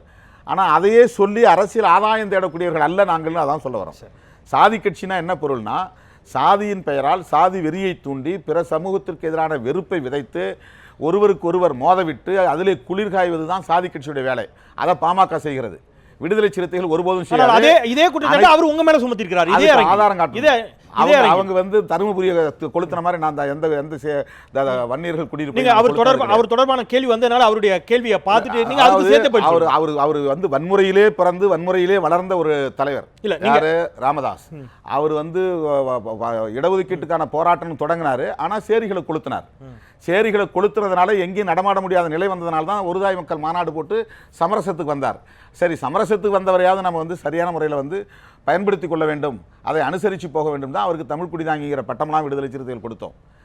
அதன் பிறகுதான் அவர் அம்பேத்கருக்கு அதாவது சாதி கட்சிங்கிறது என்னன்னா, மறுபடியும் சொல்ற, சாதி வெறியை தூண்டுவது. வன்னியர் ஓட்டு அந்நியருக்கு இல்லைன்னு எழுதுறாரு. யார் அந்நியர்? அப்படி சொல்லவே இல்லை. எந்த தமிழ்நாடு முழுக்க எழுதியிருக்கிறார்கள். தமிழ்நாடு முழுக்க எழுதியிருக்கிறார்கள். வட மாவட்டங்கள் முழுக்க எழுதியிருக்கிறார்கள். அந்நியர் யாரு? பாகிஸ்தானியர்களா அல்லது சீனர்களா யார் அந்நியர்கள்? பக்கத்து வீட்டுக்காரனா, அடுத்த தெருவில் இருக்கிற ரெட்டியாரு, வன்னியர் முதலியாரு, சங்கம், செட்டியாரு, நாயுடு எல்லாரையும் வன்னியர் ஒட்டுமொத்தமா அந்நியர்னு சொல்லி கொடுக்கிற தலைவர் அவர். வன்னியர் சங்கத்தையும் பாமகவையும் நீங்கள் ஒருங்கிணைத்து பார்க்காதீர்கள் அப்படிங்கிற ரெண்டு கொடியும் ஒன்னா ரெட்டை ஏத்திட்டு இருக்காங்க. ரெண்டு பேரும் ஒரே இயக்கமா இருக்காங்க. அன்புமணி ராமதாஸ் அத பார்த்து நீங்க தொடருங்க. தஞ்சாவூர்ல தமிழ் பாதுகாப்பு இயக்கம் நடத்திட்டு இருந்த போது நான் ஊர்வலமா போயிட்டு இருக்க நேரத்தில் என்னை வரவேற்று ஒரு கிராமத்துல வன்னியர் சமூகத்து பெண்கள் ஆண்கள் எல்லாரும் திரண்டு நின்று என்னை வரவேற்று வன்னியர் சங்க கொடியை ஏற்ற சொன்னாங்க. நான் வன்னியர் சங்க கொடியை ஏற்றினேன், மகிழ்ச்சியோடு ஏற்றினேன். உடனே தொலைபேசியில் வந்தார் மருத்துவர். வந்து என்ன சொன்னார்னா, தம்பி இன்றைக்கி தான் நான் வந்து அரசியலுக்கு வந்ததனுடைய முழு பலனையும் நான் வந்து அடைஞ்சிருக்கிறேன். இந்த தேர்தல் அரசியல் எனக்கு எந்த வெற்றியும் தேவையில்லை. என் சமுதாயத்தினுடைய சாதி சங்க கொடியை நீங்கள் உங்கள் கையால் ஏற்றுனீங்க பாருங்கள், அதுதான் எனக்கு பெருமை. அதற்காக நான் காலாகாலத்துக்கும் உங்களுக்கு நன்றி சொல்ல கடமைப்பட்டிருக்கிறேன். இந்த உறவு, இந்த நல்லிணக்கம் என்னைக்கு நமக்கு தேவை அப்படின்னு தொலைபேசியில் பேசி என்ன வாழ்த்தினார். அப்போ ஊர்தி பயணம் வந்தோம். தமிழ் பாதுகாப்பு இயக்கத்தின் சார்பில் ஊர்தி பயணம் வந்தோம். ஏன் இதை நான் சொல்ல வரேன்னா, அவங்க வந்து வன்னியர் சங்கத்தை தான் பாட்டாளி விஷயம் மாற்றினாங்க. வன்னியர் சங்கம் வன்னியர்களை ஏமாற்றுவதற்காக, பாட்டாளி மக்கள் கட்சி மற்ற சமூகத்தை ஏமாற்றுவதற்காக. அதுதான் சொல்றேன். அவர் ஒரு அவங்க ரெட்ட வேடம் போடுறாங்க. நான் வந்து வேற எந்த ஒரு பறையர் சங்கம்னோ தலித் சங்கம்னோ அல்லது வந்து வேற சாதி சங்கம் நேரடியாக அரசியல் கட்சியாக நேரடியாக விடுதலை புலிகள் தாக்கத்திலிருந்து விடுதலை சிறுத்தைகள் கட்சிங்கிற ஒரு இயக்கத்தை உருவாக்கி இருக்கிறோம். அது ஒட்டுமொத்த தமிழர்களின் நலன்களுக்காக போராடி கொண்டிருக்கிற ஒரு இயக்கம் இது. அதனால தான் நான் வந்து எனக்கு அந்த சாதி முத்திரை வேண்டாம்னு நான் சொல்றேனே தவிர, இந்த கட்சி சாதி கட்சி இல்லைன்னு சொல்றேனே தவிர நான் தலித் இல்லைன்னு நான் சொல்லல. அந்த கருத்தை பார்த்து நம்ம தொடரலாம். அந்த அன்புமணி ராமதாஸ் அவர்களுடைய கருத்து, இதே கேள்வி நேர மேடையில் அவர் வைத்திருந்த கருத்துக்களை பார்த்துவிட்டு நாம் வாதத்திற்குள் பயணிக்கலாம். தலித் மக்கள் மிக பின்தங்கிய மக்கள், அவர்கள் எல்லோரும் முன்னுக்கு வர வேண்டும். காலங்காலமாக தாழ்த்தப்பட்ட மக்களாக இருக்கின்ற மக்கள். தலித் பெயரை வைத்துக்கொண்டு ஒரு சில அமைப்புகள் அவர்கள் பெயரை பயன்படுத்தி கொண்டு அவருடைய சுயநலத்திற்காக அவர்களை பயன்படுத்தி கொண்டிருக்கின்றார்கள். அவர்களை நாங்கள் எதிர்க்கின்றோம். யார் நீங்க நேரடியாக விடுதலை சிறுத்தைகள் திருமாவளவன் அவர்கள். அதாவது திருமாவளவன் அவர்கள் வந்து ஒரு தலித், ஒட்டுமொத்த தலித்துடைய தலைவர்கள் கிடையாது. அவர் ஒரு அமைப்பின் தலைவர், அவ்வளவுதான். அந்த அமைப்பு தலித் பெயரை வைத்து அவர்கள் அரசியல் நடத்தி கொண்டிருக்கின்றார்கள். அங்கே பிரச்சனைகள்லாம் வந்து கொண்டிருக்கிறது. இங்கே இது நேரடியில் வெளிப்படையாக சில சூழலில் சொல்ல முடியாது. அதைத்தான் அவர்களை தான் எதிர்க்கின்றோம் தவிர தலித் ஒட்டுமொத்த தலித் மக்களே கிடையாது. நிச்சயமாக கிடையாது. ஏன்னா எங்கள் கட்சியினுடைய பொதுச் செயலாளர் தலித். எங்களுடைய கட்சியினுடைய பொதுச் செயலாளர் தலித் தான். நீங்க எப்படி எங்களை தலித் விரோதியாக நீங்கள் முத்திரை குத்துவீர்கள் அப்படிங்கிற ஒரு கேள்வி அவர் அனிதமாக. அதாவது அவர் வந்து திருமாவளவன் ஒட்டுமொத்த தலித்துகளுக்கும் தலைவர் இல்லைன்னு சொல்றாரு. அவர் மாதிரி நான் வந்து அவர் ஒட்டுமொத்த வன்னியர்களுக்கும் தலைவர் இல்லைன்னு சொல்ல முடியும். ஏன்னா வன்னியர் சமூகத்தில் பல சங்கங்கள் இருக்குது, பல கட்சிகள் இருக்குது. எஸ் ராமசாமி படையாட்சியருக்கு ஒரு செலவு வச்சுருக்கிறாங்க. இதுவரையிலும் பாமக சார்பில் அந்த சிலைக்கு வந்து ஒரு நாள் கூட மாலை போட்டது கிடையாது. ஏன்? படையாட்சிங்கிறதுனால புறக்கணிக்கிறாங்க. அவங்க வந்து ஒட்டுமொத்த வன்னியர்களுக்கு 2 கோடிக்கும் வந்து தலைவர். இதுவரையிலும் என்னைக்கு வந்து டாக்டர் ராமதாஸ் எஸ் ராமசாமி படையாட்சியுடைய சிலைக்கு மாலை போட்டான்னு சொல்லுங்கள் பார்ப்போம். எஸ் ராமசாமி படையாட்சி யார்? இவர் இன்னைக்கு வந்து சாதிச்சிட்டதாக சொல்லி நம்ம பேசிகிட்டு இருக்கிறோம். ஆனால் உண்மை அது அல்ல. வன்னியர் சமூகத்துடைய தலைநிமிர்வு எஸ் ராமசாமி படையாட்சி காலத்தில், மாணிக்கவேல் நாயகர் காலத்திலே உருவாச்சு. அன்னைக்கே 26-27 எம்எல்ஏக்கள் இருந்தாங்க. ஏன் அவர் சாதி சார்ந்து அவருடைய சிலைக்கு மாலை போடணும்னு பார்க்குற பார்வை கூட பார்வைன்னு அவங்க என்ன சொல்றாங்கன்னா, நாங்கள் வன்னியர்களுக்காக நிற்கிறோம், 2 கோடி வன்னியர்களுக்காக நிற்கிறோம்னு அவங்க தான் சொல்லிக்கிறாங்க. நான் ஒரு நாள் ஒட்டுமொத்த தலித்துகளுக்காக நிற்கிறேன் நான் ஒரு காலத்திலையும் சொன்னது கிடையாது. ஒட்டுமொத்த தமிழர்களுக்காக தான் நான் குரல் கொடுத்துட்டு இருக்கிறேன். அடுத்து வந்து நாங்கள் வன்முறை செய்கிறோம் அப்படின்னு சொல்கிறது வந்து உலகமே பார்த்து சிரிச்சுக்கிட்டு இருக்கு. யார் வந்து மரங்களை வெட்டி போட்டாங்க, யார் வந்து பேருந்துகளை கொளுத்துனாங்க, யார் வந்து சேரிகளை கொளுத்துனாங்க, வன்முறையில் யார் பிறந்தது யார் வளர்ந்தது உலகத்துக்கே தெரியும். ஆனால் எனக்கு வந்து அந்த அபாண்டமான பழியை போடுறாங்க. இதே தலைவர் தான் இது இவருடைய வீட்டுக்கே என்னை வரவழைச்சு தேர்தல் முடிஞ்ச உடனே நம்ம 2 பேரும் ஒன்றா சேர்றதை வந்து மற்றவங்க விரும்பலை. இந்த வாக்குச்சாவடியில் இவ்வளவு வாக்குகள் உங்கள் சமூகத்தினுடைய வாக்குகள் எங்கள் வேட்பாளருக்கு கிடைச்சிருது. ஜெயங்கொண்டத்தில் எங்கள் வேட்பாளர் வெற்றி பெற்றதே உங்களால் தான். அவர் வாயார சொன்னது, உங்கள் வாக்குகள் தான் எங்களுக்கு கிடைச்சிருது, எங்கள் வாக்குகள் உங்களுக்கு விழுந்திருக்குன்னு சில ஊர்கள். ஏன் இதை சொல்கிறாருன்னு சொன்னாக்க, ஏன் சொல்கிறாருன்னா, வெளியில் வந்து என்னை எதிரியாக காட்டுவதன் மூலம் சாதி உணர்வை தூண்டி அந்த சமூகத்தை வந்து அணிதிரட்டணுங்கிறது அவங்க ஒரு ஸ்ட்ராட்டஜி. ஆனால் என்ன நேராக பார்க்குற நேரத்தில் அப்படி அவங்க என்ன எதிராக பார்க்கறது இல்லை. சரி, நம்ம உண்மை இல்லை. ஒட்டுமொத்த வன்னிய சமூகத்தை ஏமாற்றுவதற்கான ஒரு நாடகம் இது. சரி, நம்ம சென்னை நேயர்களுக்கு வழி கொடுக்கலாம். அதற்குள்ள இன்னும் ஏராளமாக விவாதிக்க இருக்கிறது. இன்னும் நேரம் அனுமதிக்க மறுக்கிறது. சென்னை நேயர்கள் விரைவாக இணைப்புக்கு வந்திருக்கிறீங்க. உங்களுடைய பெயர், கேள்வி. ஐயா வணக்கம். ஐயா நீங்கள் வந்து பிரபானை முன்னிறுத்தி நீங்கள் கட்சி நடத்துகிறீங்க. அதே நேரத்தில் ஈழத்தில் வந்து இனப்பொலை நடக்கும்போது அதுக்கு துணை போன கட்சிகளோடு சேர்ந்து 2 சீட்டுக்கு 3 சீட்டுக்கு ஆசைப்பட்டு கூட்டணி சேர்ந்தீங்களே, அது வந்து உங்கள் மனசாட்சி உறுத்தலையா உங்களுக்கு? அவருக்கான கேள்வி. அதாவது தேர்தல் அரசியலில் வந்து 2 சீட்டா 3 சீட்டா 20 சீட்டா 30 சீட்டாங்கிறது அல்ல, எத்தனை சீட்டுங்கிறது முக்கியம் இல்லை, ஏன் அந்த கட்சியோட கூட்டணி சேர்ந்தீங்கிறது வந்து கேள்வி, சரியான கேள்வி. அந்த நேரத்தில் வந்து எந்த கட்சியும் ஒத்துழைப்பு கொடுக்காம நான் ஒற்றையாளாக போய் உண்ணாநிலை அறப்போராட்டத்தில் உட்கார்ந்தேன். சாகுமுறை உண்ணாநிலை அறப்போராட்டம்னு திமுக கூட்டணியிலேருந்து என்னை தூக்கி எறிஞ்சிருவாங்கன்னு நான் கவலைப்படலை. தேர்தல் அரசியலில் நமக்கு வந்து எந்த வாய்ப்பு இல்லாமல் போயிடும், பதவி இல்லாமல் போயிடும் நான் கவலைப்படலை. கூட்டணியில் இருந்து கொண்டு, அன்னைக்கு திமுக கூட்டணியில் இருந்து கொண்டு அரசாங்கத்தை எதிர்த்து, மத்திய அரசாங்கத்தையும் மாநில அரசாங்கத்தையும் எதிர்த்து உண்ணாநிலை அறப்போராட்டத்தில் உட்கார்ந்தேன். எந்த கட்சி வந்து எனக்கு ஆதரவு, நான் எல்லாம் பொங்கல் கொண்டாடி இருந்தான், கொண்டாட்டி பிள்ளையோட புத்தாடை உடுத்திக்கிட்டு இருந்தான், எல்லாம் வந்து அன்றைக்கி கரிஞ்சோறும் ஆக்கி தின்னுட்டு உட்காந்துருந்தான். அங்கே ரத்த வெள்ளத்தில் வந்து மக்கள் அவதிப்பட்டுக்கிட்டு இருந்த நேரத்தில் விடுதலை சிறுத்தைகள் மட்டும்தான் அன்றைக்கி உண்ணாநிலை அறப்போராட்டத்தில் உட்காந்துருந்தோம். பொங்கல் திருவிழா நடந்துகிட்டு இருந்த நேரத்தில் 4வது நாள் இதே டாக்டர் ராமதாஸ் வந்து, தம்பி நீ நானும் சேர்ந்து போராட்டம் நடத்துவோம், நீ இன்னைக்கு வந்து உண்ணாநிலை அறப்போராட்டத்தை கைவிடு அப்படின்னு அவர் சொன்னதை நம்பி நான் போராட்டத்தை கைவிட்டேன். ஆனால் ஈழத்தமிழர்களுக்காக இன்னைக்கு வாய்கிழி பேசக்கூடிய யாரும் அந்த போராட்டத்தை என் பக்கத்தில் வந்து உட்காரல, என் கூட இருந்து அந்த போராட்டத்தை ஊக்கப்படுத்தல. அவர்கள் மீது உங்களுக்கு நம்பிக்கை இருக்கு. தேர்தல் அரசியலில் யாரோட கூட்டணி சேரணும் அப்படிங்கிறது 1-2 கொள்கைகளை மட்டும் வச்சு முடிவு செய்ய முடியாது. அது ஏற்கனவே நீங்கள் பல விஷயங்கள் இருக்கு. இன்னொரு செய்தி சொல்றேன். அந்த நேரத்தில் ஒரு தொலைபேசியில் இந்த ஆனந்தி வந்து கனிமொழி கிட்ட பேசினாங்க, அவங்கள்ட்ட பேசினாங்க இல்லையா, அதே மாதிரி ஒரு நிகழ்ச்சி நடந்தது. என்ன வந்து அரசியல் துறை பொறுப்பாளர் நடேசன் தொடர்பு கொண்டு பேசினார். மே 17 அதுக்கு 2 நாளைக்கு முன்னாடி, ஒரு வாரத்துக்கு முன்னாடி, 10 நாளைக்கு முன்னாடி அந்த காலகட்டத்தில். சரி. அப்போ அவர் பேசும்போது பக்கத்தில் சேரலாதன் சொல்லிட்டு, சத்தியமூர்த்தி அவருடைய இயற்பெயர், சேரலாதன்கிறது புனைப்பெயர், அவர் தான் முதல்ல என்னுடைய தொலைபேசியில் வந்து என்கிட்ட பேசுகிறார். பேசி முடித்த உடனே அவர் சொல்கிறார், தமிழ்நாட்டில் இந்த வார்த்தை தமிழ்நாட்டில் இருக்கிற தலைவனுக்கு இவனுக்குமே மண்டையில் மூளை இல்லையா, என்ன அரசியல் பண்ணுறானுங்க, நீங்கள் இந்திரா காந்தியை திட்ட அதாவது இந்திரா காங்கிரஸை திட்ட மேலும் மேலும் 10 குண்டு கொத்து குண்டு எங்கள் மேலே விழுந்துக்கிட்டே இருக்குது, மத்திய அரசாங்கத்தை திட்ட சொல்லி நாங்கள் சொன்னோமா, என்ன நீங்கள் அரசியல் பண்ணுறீங்க, யார் உங்களை திட்ட சொல்கிறது, அது மாதிரி மத்திய அரசாங்கத்தினுடைய தயவு இல்லாமல் இந்த பிரச்சனையை தீர்க்கவே முடியாது, இருக்கிறவன் எவனுக்குமே அங்கே மண்டையில் மூளையே இல்லையான்னு ஒரு வார்த்தையை கேட்டார் சேரலாதன். நீங்கள் சேர்ந்து தானே திட்டினீர்களா? கேளுங்க, சொல்றதை கேளுங்க, அவங்களுடைய உணர்வு எப்படி இருக்குன்னு கேளுங்க. அதுக்கு அடுத்து அரசியல் துறை பொறுப்பாளர் நடேசன் என்ற தொலைபேசியில் வரார். தம்பி, தலைவர்கிட்ட நாங்கள் பேசிட்டோம், நீங்கள் வந்து இந்த கூட்டணியில் இருக்கிறத பற்றிலாம் கவலைப்படாதீங்க, நீங்கள் வெற்றி பெற்று நாடாளுமன்றத்திற்கு போகணும், உங்கள் குரல் ஈழத்துக்காக அங்கே ஒலிக்கணும், அதுதான் நாங்கள் எதிர்பார்க்குறோம், இதுவாங்கிறது பிரச்சனை இல்லை.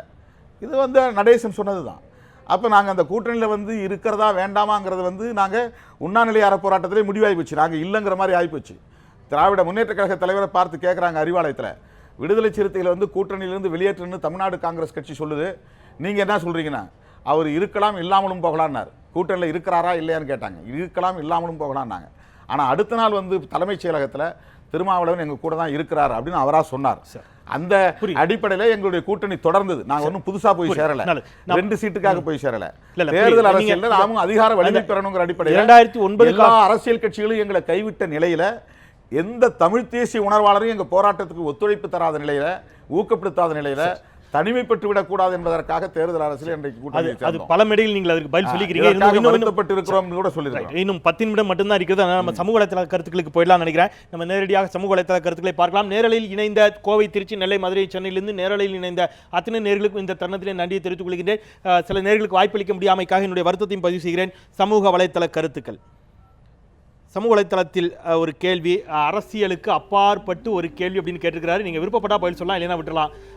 நீங்கள் ஏன் திருமணம் செய்து கொள்ளவில்லை, காதல் தோல்வியா, காதல் குறித்து உங்கள் கருத்துன்னு கேட்டிருக்கிறார். திருமணம் அருள்குமார் காதல் தோல்வியோ அல்லது காதல் பிரச்சனைகளோ காரணம் அல்ல. எனக்கு வந்து கல்லூரி மாணவ பருவத்திலிருந்து விடுதலை புலிகள் இயக்கத்தோடு நெருங்கிய தொடர்பு ஏற்பட்டது. விடுதலை புலிகளின் தியாகத்தை நான் பார்க்கிற போது என்னுடைய இல்லற வாழ்க்கையில் எனக்கு ஒரு ஈடுபாடு ஏற்படாமல் போய்விட்டது. நான் என்னுடைய 82, 83 காலகட்டத்திலிருந்து தீவிரமாக தமிழீழ விடுதலை போராட்டத்தில் நான் என்னை இணைத்து கொண்டேன். அப்போது அந்த போராட்டத்தில் ஈடுபட்ட மாணவர்களையும் இளைஞர்களையும் நான் பார்த்தபோது அவர்களுடைய அர்ப்பணிப்பை நான் உடனிருந்து கவனித்த நிலையில் எனக்கு இல்லற வாழ்க்கையின் மீது ஒரு ஈடுபாடு ஏற்படவில்லை. நம்ம அடுத்த கேள்விக்கு போகலாம். இதுவும் கூட கொஞ்சம் கடுமையான கேள்வியாகத்தான் இருக்கிறது. கார்த்தி டோ ரி ஆர் ஜெய் சம்திங் ஏதோ ஒரு ஆங்கிலத்தில் இருக்கிறது. உங்கள் கட்சியினர் கட்ட பஞ்சாயத்து மூலம் பணம் சம்பாதிப்பது உண்மையா அப்படின்னு கேட்டிருக்கிறார். தொடர்ச்சியாக ஒருபுறம் உங்களை வந்து மிக எளிமையானவர், ஒடுக்கப்பட்ட மக்களுக்கான தலைவர் என்று பார்க்கக்கூடிய அதே சமூகத்திலிருந்து இந்த மாதிரியான ஒரு பார்வை வைக்கப்படுகிறது. விடுதலை சிறுத்தைகள் கட்சிகளைச் சேர்ந்தவர்கள் கட்ட பஞ்சாயத்தில் ஈடுபடுகிறார்கள், அதன் மூலமாகவே மிகப்பெரிய அபரிமிதமான பொருளை ஈட்டுகிறார்கள் அப்படிங்கிற பார்வையும் குற்றச்சாட்டும் வைக்கப்படுகிறது. இது எப்படி பார்க்குறீங்க? இந்த கட்சியில் அந்த மாதிரி யாராவது கோடீஸ்வரர் இருந்தால் சொல்லுங்க, நான் சொல்கிறேன். கட்ட பஞ்சாயத்து செஞ்சு கட்சி பணம் சம்பாதிக்கிறாங்க அப்படின்னு சொல்றது வந்து ஒரு அருவருப்பான ஆதாரம் இல்லாத காழ்ப்புணர்ச்சியின் வெளிப்பாடை தவிர அது உண்மை அல்ல. நான் எடுப்பிலே என்னை வந்து வன்முறையாளர் தீவிரவாதின்னு பிரச்சாரம் பண்ணாங்க. ஆனால் மூப்பனார் சொன்னார், திருமாவளவனோட நான் நெருங்கி பார்த்த பிறகு அவர் கடைசி மனிதர்களுக்காக போராடுகிற ஒரு போராளி அப்படின்னு சொன்னார். அதனால் நெருங்கி பார்க்காதவர்கள் எங்கள் இயக்கத்தின் மீது சாட்டுகிற ஒரு அவதூறு இது. நல்லது, அடுத்த கேள்விக்கு போகலாம். ஊரும் உணரும் எங்களிடம் தேர்தலை சந்திக்க பணபலம் இல்லை, ஆகையால் கூட்டணி ஆட்சி அல்ல, ஆட்சியில் பங்கு கொடுப்பவருடன் கூட்டணி சொல்றீங்க. ஆனால் டெல்லியில் ஆம் ஆத்மி ஆரம்பித்து சில மாதத்தில் பணபலமும் பெரிய அளவில் பணபலம் இல்லாமல் ஆட்சியை பிடிக்க முடிந்தது போல் தங்களால் அதுபோல் செய்ய முடியவில்லை ஏன்னு கேட்டிருக்கிறார். ஒன்று, இதே சமூக வலைத்தளத்தில் வேறு சில கருத்துக்களும் முன்வைக்கப்பட்டிருந்தது. சீமான் நாம் தமிழர் கட்சி ஆரம்பித்த மிகச்சில காலங்களுக்குள் அவர் 234 தொகுதியில் நாங்கள் தனித்து போட்டிடுவோம்னு சொல்றாரு. தமிழகம் முழுவதும் வலுவான கட்டமைப்பு உள்ள விடுதலை சிறுத்தைகள் ஏன் அவ்வாறு சொல்ல தயங்குகிறது அப்படிங்கிற கேள்வியும் கூட இடம்பெற்றிருந்தது. பிராக்டிகலாக அதில் இருக்கக்கூடிய சிக்கல்களை என்னால் உணர்ந்து கொள்ள முடிகிறது. இருந்தாலும் நேர்களின் கேள்வி அது. அதாவது ஆம் ஆத்மியோட வந்து விடுதலை சிறுத்தைகள் மட்டும் ஒப்பிட வேண்டியதில்லை, தமிழ்நாட்டில் இருக்கக்கூடிய எல்லா கட்சியிலும் ஒப்பிடணும். அப்படி பார்த்தா ஒவ்வொரு கட்சியும் அந்த கேள்வி பொருந்தும். பெரிய கட்சிகளாக இருக்கிற திமுக அதிமுகவே கூட்டணி கட்சிகளுக்காக ஏன் தவம் இருக்கிறார்கள்? அதிமுக நீங்கள் சொன்னீங்க யாருமே வேணான்னு நினைக்கிறாங்கன்னு. ஆனால் அதிமுக கடந்த காலங்களிலிருந்து தொடர்ந்து கூட்டணியில் இடம்பெற்று தான் கூட்டணி கட்சிகளுக்கு வந்து தொகுதிகளை பிரித்து கொடுத்து தான் தேர்தலை சந்திச்சிருக்கு. ஆக மிகப்பெரிய வலிமையான அரசியல் கட்சிகளே கூட்டணி கட்சிகளின் ஆதரவோடு தேர்தலை சந்திக்க வேண்டும் என்று எண்ணுகிற போது வளர்ந்து கொண்டிருக்கிற எங்களை போன்ற கட்சிகள் தனியாக போய் நாங்கள் நிற்கணும் அப்படிங்கிறது வந்து தன்மானத்துக்கான ஒரு சவாலாக அது இருக்குமே தவிர நடைமுறையிலே வந்து அது ஒரு வெற்றிகரமான முயற்சியாக இருக்காது. நம்ம அடுத்த கேள்விக்கு போகலாம். நெல்சன் ரக்ஷனா, தலித் கிறிஸ்தவன், தலித் இந்து இவர்கள் இருவருமே தாழ்த்தப்பட்டவர்கள், இருப்பினும் இவர்கள் இருவருக்குமே இடஒதுக்கீடு அடிப்படையில் வேறுபாடு இருக்கிறதே, அது ஏன் அப்படின்னு கேட்டிருக்கிறாரு. இது நியாயமான கேள்வி. கிறிஸ்தவர்களை வந்து பிசியில் சேர்த்துருக்கிறாங்க, தலித் கிறிஸ்தவர்களை ஒடுக்கக்கூடிய சாதிகளை எம்பிசியில் சேர்த்துருக்கிறாங்க. உதாரணத்துக்கு வன்னியர்கள் எம்பிசி, தலித் கிறிஸ்தவர்கள் பிசி. ஆனால் தலித் கிறிஸ்தவர்கள் சேரியில் குடியிருக்கிறாங்க. தலித் கிறிஸ்தவர்கள் வீடுகள் தாக்கப்படுகின்றன, குடிசைகள் கொளுத்தப்படுகின்றன. கொளுத்துகிறவன் எம்பிசியாக இருக்கிறான், கொளுத்தப்படுகிறவன் பிசியாக இருக்கிறான். இது அரசாங்கத்தினுடைய ஆவணத்தில் இருக்கிற மிகப்பெரிய ஒரு முரண்பாடு. தலித் கிறிஸ்தவர்களை அல்லது இஸ்லாமியர்களை இன்னொரு மதம், அதாவது வெளிநாட்டை சார்ந்த மதங்களை தழுவினால் அவர்களை எஸ்சி பட்டியலிலிருந்து நீக்குவது எந்த வகையிலும் உடன்பாடானதில்லை. சுரேந்திரமூர்த்தி ஒரு கேள்வி வச்சிருக்கிறாரு. சாதிவாரி இடஒதுக்கீட்டிற்கு எதிராக உங்கள் கட்சியினர் பேசி வருகிறார்கள், நீங்களும் இதில் ஆபத்து உள்ளது என்று ஒருவித அபாய தோற்றத்தை தான் கொடுக்கிறீர்கள். எனவே உங்களை ஏன் ஒட்டுமொத்த பிற்படுத்தப்பட்ட மக்களின் எதிரி என்று சொல்லக்கூடாதுன்னு கேட்கிறார். சாதிவாரி இடஒதுக்கீடுங்கிறது வந்து நாம் கூடாதுன்னு சொல்லலை, அதில் உள்ள டிமெரிட்ஸ் என்னன்னு சொன்னோம். ஒவ்வொரு சமூக ரீதியாகவும் வந்து மக்கள் தொகை கணக்கெடுப்புங்கிறது அவசியமானது தான்.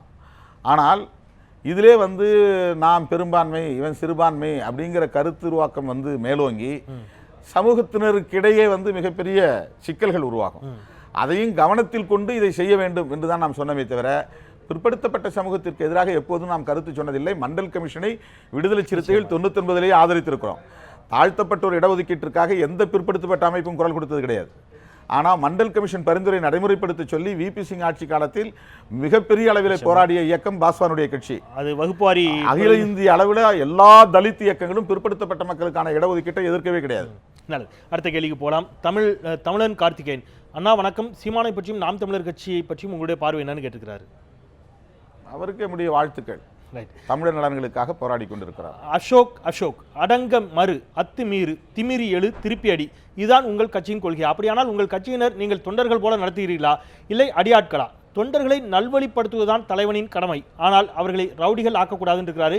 இந்த இடத்துல நம்ம காந்தியோடைய, நீங்களும் காந்தியை எந்த இடத்திலும் புறக்கணிக்க போவதில்லை, ஏன் இந்த மாதிரியான ஒரு சொல்லாடலோடு தான் நீங்கள் உங்களுடைய அடிப்படை உரிமைகளை மீட்டெடுக்கக்கூடிய சூழல் இருக்குதுன்னு நம்புறீங்களா?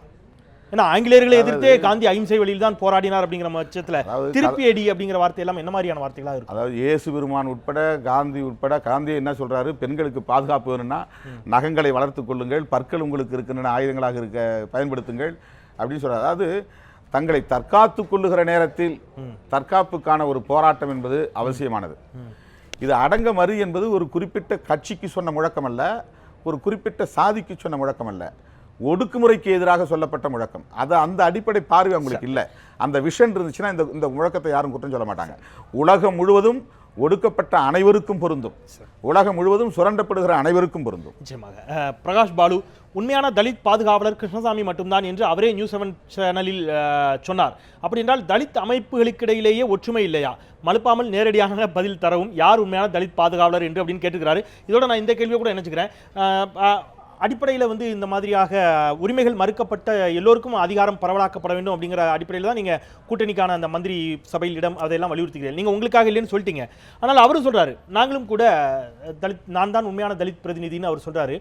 ஒரு தினசரி இதழில் வந்திருந்த ஒரு கட்டுரை இதில் உங்களுடைய முயற்சி திமுகவை குறிவைத்திருப்பதாகவும் அதனால் கிருஷ்ணசாமியை பயன்படுத்தி எல்லா தலைவர்களையும் திமுக தான் மற்ற தலைவர்களை சந்திக்க அவரும் ஒரு ஏற்பாடை செய்திருந்ததாகவும் ஒரு கூற்று வெளியாகி இருந்தது.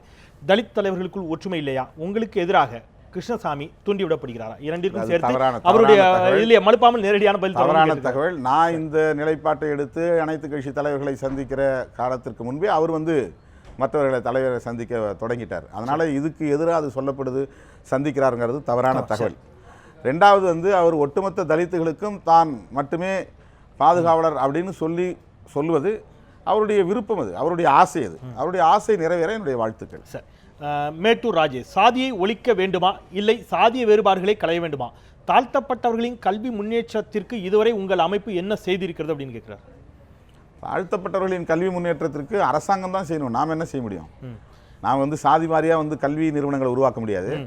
அரசு அனைவருக்கும் கல்வியை இலவசமாக வழங்க வேண்டும். ஒடுக்கப்பட்டவர்கள் உட்பட அத்தனை பேருக்கும் கல்வியை இலவசமாக வழங்க வேண்டும். சாதி வேறுபாடுகளை களைவதுங்கிறது ஒன்றும் அது சரியான ஒரு நிலைப்பாடு இல்லை. சாதி ஒழிப்பு தான் சரியான நிலைப்பாடு. சாதி ஒழிப்பு தான் சரியான நிலைப்பாடு அப்படிங்கிறீங்க. ஏராளமான கேள்விகள் இதில் இருக்குது.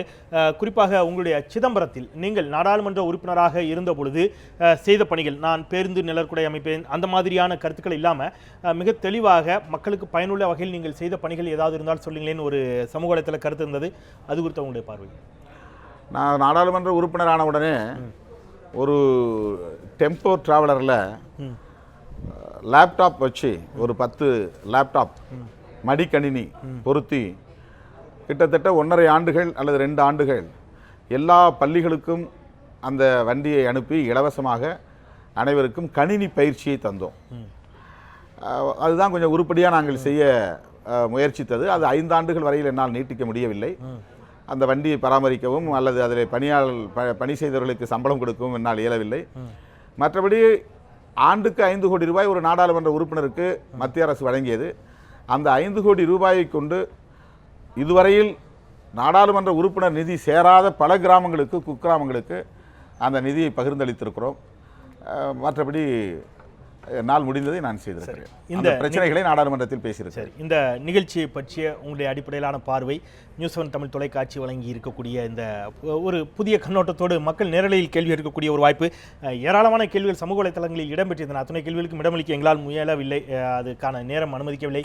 அதற்காக சமூக வலைத்தளங்களில் கருத்துக்களை பதிவு செய்த நேர்களிடம் உள்ளபடியே என்னுடைய வருத்தத்தை தெரிவித்துக் கொள்கிறேன். இது குறித்த உங்களுடைய பார்வை, இந்த நிகழ்ச்சி குறித்த உங்களுடைய பார்வை. இந்த நிகழ்ச்சி வேறு எந்த தொலைக்காட்சியிலும் இல்லாத வகையில் மக்களை நேரடியாக சந்திப்பதற்கு, இணையதளங்களின் மூலம் சந்திப்பதற்கு மிகச்சிறப்பான ஒரு வாய்ப்பை நீங்கள் வழங்கியிருக்கிறீர்கள். மக்கள் என்ன நினைக்கிறார்கள் என்பதை அறிந்து கொள்வதற்கு ஒரு வாய்ப்பு. விடுதலை சிறுத்தைகளை பற்றியும் என்னை பற்றியும் என்ன மதிப்பீடு வைத்திருக்கிறார்கள், எத்தகைய கேள்விகளை எல்லாம் தாங்கிக் கொண்டு நம்மை அணுகுகிறார்கள் என்பதை இதன் மூலம் அறிந்து கொள்ள முடிகிறது. இது எம்மை செழுமைப்படுத்திக் கொள்வதற்கு, நம்மிடம் உள்ள சில குறைபாடுகளை மாற்றிக்கொள்வதற்கு இது வழிவகுக்கும் என்று நான் விஷயங்கள். இதில் சிறப்பான கேள்வியை கேட்ட ஒரு நேயருக்கு உங்களுக்கும் சரி, சாரதா பதிப்பகத்தின் சார்பில் புத்தகங்கள் பரிசாக வழங்கப்பட இருக்கின்றன. சிறந்த கேள்வி என்று நீங்கள் நினைக்கக்கூடிய கேள்வி எது? இதில் கேட்கப்பட்ட கேள்விகளில் உங்களுடைய மனம் கவர்ந்த கேள்வி என்று ஏதாவது ஒன்று இருந்தால் நீங்கள் அதை குறிப்பிடலாம். சமூக வலைத்தள கேள்வியாக இருக்கலாம், அல்லது நேர்கள் கேட்ட கேள்வியாக இருக்கலாம். உங்களுக்கு நினைவுக்கு வரலைன்னா நீங்கள் பிறகு கூட யோசித்து சொல்லலாம். அதான் ஒரு கேள்வி, உங்களுக்கு குற்ற உணர்ச்சி இல்லையான்னு கேட்டார். அந்த கேள்வி ஒரு சரியான கேள்வி தான் நினைக்கிறேன். அதாவது இனப்படுகொலையில் ஈடுபட்ட காங்கிரஸ் போன்ற கட்சிகளோடு கூட்டணியில் இணைந்தது உங்களுக்கு குற்ற உணர்ச்சியை ஏற்படுத்தவில்லையா என்றார். அது எனக்கு காயத்தை ஏற்படுத்துவதாக நான் உணரவில்லை. என்னுடைய உணர்வுகளை மறுபடியும் அது மறுபரிசீலனை செய்வதற்கான ஒரு வாய்ப்பாக இருந்தது. அந்த தளத்தில் ஏராளமான கேள்விகள் வைக்கப்பட்டிருந்தன. அது குறித்த கேள்விகள் ஏராளமான கேள்விகள் இடம்பெற்றிருந்தன. நல்லது, அந்த நேருக்கே அந்த பரிசை அளிக்கலாம். சீதை பதிப்பகத்தின் சார்பில் உங்களுக்கும் கூட கௌரவ பதிப்பக குழுமத்தின் சார்பில் புத்தகங்கள் பரிசாக வழங்குகிறார்கள். கௌரவ பதிப்பகத்துக்கு இந்த தருணத்திலே நான் என்னுடைய நன்றியை தெரிவித்துக் கொள்கிறேன். நன்றி. உங்களுக்கு கூட உங்களுடைய மிக தொடர்ச்சியான பணிகள், அரசியல் பணிகளுக்கு மத்தியில் எங்களோடு இணைந்தீர்கள். எங்களுடைய அழைப்பை ஏற்று மதித்து எங்களுடைய நேர்களின் கேள்விகளுக்கு, ஏன்னா இது ஒரு சிக்கலான விஷயம், என்ன மாதிரியான கேள்விகளும் வரலாம், எந்த சென்சாரும் இல்லாமல் நேரடியாக சொல்லக்கூடிய ஒரு வாய்ப்பு அளித்தீர்கள். மீண்டும் ஒரு முறை உங்களுக்கு என்னுடைய நெஞ்சார்ந்த நன்றியை தெரிவித்துக் கொண்டு இந்த அளவிலே நான் நிறைவு செய்கிறேன். நன்றி. நியூஸ் 7 தமிழுக்கு நன்றி. நன்றி.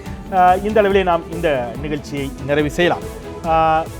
திருமாவளவன் அவர்களோடு நேரலை இணைந்த நேர்களுக்கு மீண்டும் ஒருமுறை நன்றியை தெரிவித்துக் கொண்டு இந்த அளவில் நாம் இந்த நிகழ்ச்சியை நிறைவு செய்யலாம். மறந்து கொண்டே இருப்பது மக்களின் இயல்பு, அதை மீண்டும் நினைவுபடுத்திக் கொண்டே இருப்பது எனது கடமை. அந்த வகையில் மீண்டும் மற்றும் சில மக்கள் சமூகம் சார்ந்த பிரச்சனைகளோடு கேள்வி நேரத்தில் மீண்டும் உங்களை சந்திக்கின்றேன். நான் செந்தில். நன்றி.